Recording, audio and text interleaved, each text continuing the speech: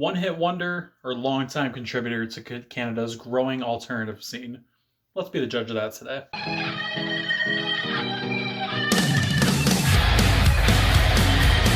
Welcome to Ronan Does Music. Sorry I disappeared off the face of the earth. As you can tell by the sheer state of me, I've been going through it. So much so that this one piece of hair doesn't want to fall off. You know, it's just gonna be a thing. We're just gonna have to deal with it. I'm gonna have to deal with it. I'm gonna hate it. You're gonna hate it. But you know, it's part of the family now. Maybe if I wear a hoodie like an asshole the entire video, we'll just forget it's even there. How about that? But regardless, welcome to Ronan Does Music. Today we're taking a look at the first debut studio album from 3 Days Grace called 3 Days Grace. This is the start of a full discography dive of the band. I haven't done one of these on my channel yet, and I figured this is a good place to start, considering my friend Kevin decided to commission the first 3 Days Grace albums for me to review. So here I am, I'm reviewing, getting work on a full discography dive. Two birds, one stone, 3 Days Grace. So like I said, this is the first album from the band and the first taste that the world got of a soon-to-be relatively widespread, very well-known alternative rock band from Canada. We of course got eventual mega hits like Animal I've Become, Pain, Time of Dying, and so many more. But this was the first album and the first set of real music from the band that wasn't the initial singles that they sent over to the record label.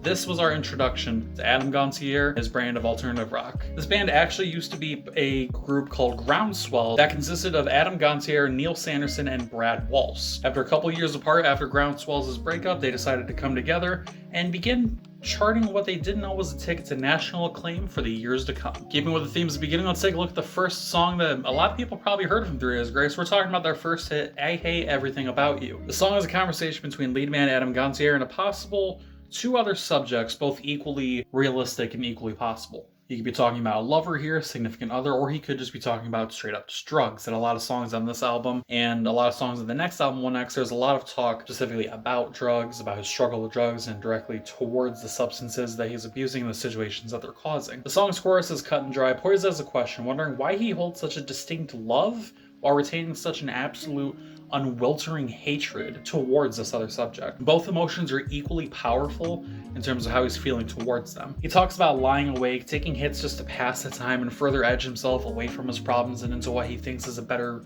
new beginning. It's just a constant and back and forth. The song's catchiness and replayability not only landed the band immediate radio play and national acclaim, but served as the breakout hit that would sure to be followed by other songs throughout the discography.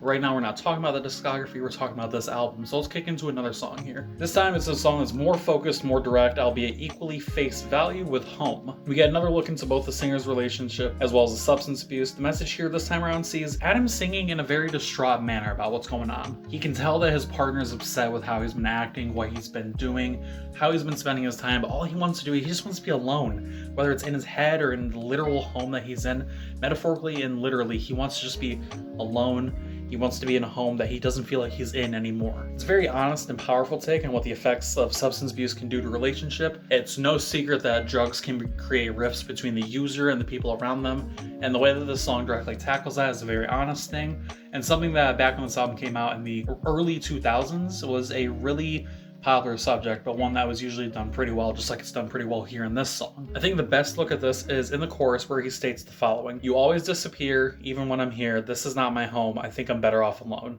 The drugs, the high, it's clouding his head. He's making himself think that, oh, all I need are these substances I'm abusing. All I need is to just melt into this, let everything else melt away. That's all I need. I don't need people. I don't need the person who loves me. I just need this drug. Overall, he's just focused on self-isolation and isolating himself both literally and again metaphorically here. There's a lot of references to that self-isolation, the helplessness and overall loneliness throughout the rest of this album, especially in songs like Scared and Let You Down. But there's also glimpses of a fight back, glimpses of him trying to struggle back and fight back and try to reclaim himself among all of the desperation. Songs like Born Like This and the introduction track Burn tackle that head on. Born Like This feels like a claim to Adam's own self-belief in himself, which is a very welcome contradiction to the overall constant negativity and overall just talk of helplessness that came over and over with the songs thus far. Whether the negativity was focused inward or outward onto other parties, overall the album's general topics and the topics that it revisits time and time again is fuck I'm sad, fuck, I'm lonely, I'm just gonna get high and I'm not gonna think about it. Which that type of thing is specifically really heavy in the first half of the album as well. But with Born Like This, he talks about how he wasn't born to just sit and rot. He was born to fight. He was born to rise up against any issue that he found within himself or the happening around him. And that's exactly what he does throughout the track's time. Going back to the first track of the album, Burn is proclaimed by Genius as a riotous beginning to the album, and it truly does have that. The riotous feelings are definitely there, and it's an early sign to what would eventually become the band's signature form of aggression. It isn't the heaviest thing in the world, but there's definitely a defiant fury pumped into the guitar work from Adam, as well as the bass from Brad Walst. Speaking of bass, this track serves as Brad's shining moment in an album that always to me felt a little guitar heavy until I actually sat down and listened to it in a critical way, trying to pick and piece the different elements away from each other. If you look at the overall discography from the band, bass is always featured in a positive and loud way, but again, like I said, I've never really been able to pick it out besides from specific tracks like Break from Life Starts Now, The Mountain for more recently. In this album, overall there's a lot of work being shown from Brad, and especially here in the song. Like I said, it's his shining moment, it's his standout moment, it's the moment you go to if you want to see some genuine bass work from an early 3 Days Grace song. Having him on equal footing with Adam Gontier and Neil Sanderson straight out of the gate speaks volumes to the band's longevity and overall chemistry. My biggest complaint about the self-titled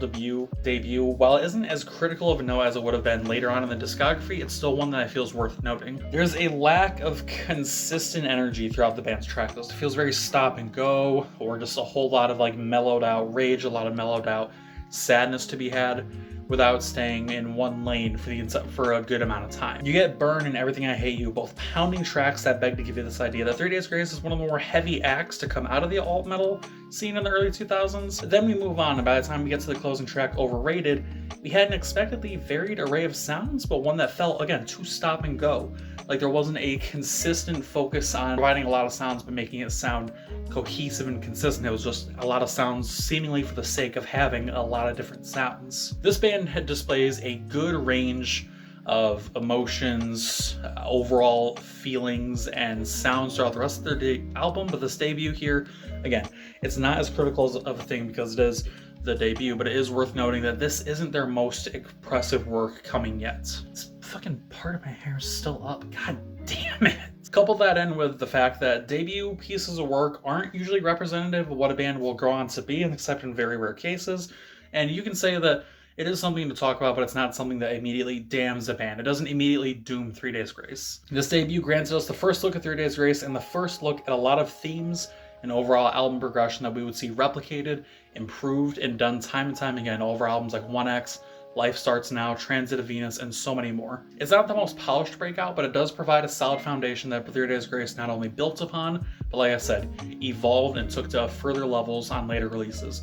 So, for that fact, for those reasons and the reasons I've said before, the debut self-titled album by 3 Days Grace gets a solid 7 out of 10. And that's the review. Let me know what you guys think down in the comments section below. Like I said, this is the first of 3 commissions from Kevin.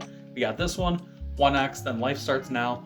And then as time goes on, as I catch up with more reviews, because I kind of took a little bit of a big break at the beginning of 2022, we're going to get more 3 Days Grace releases in.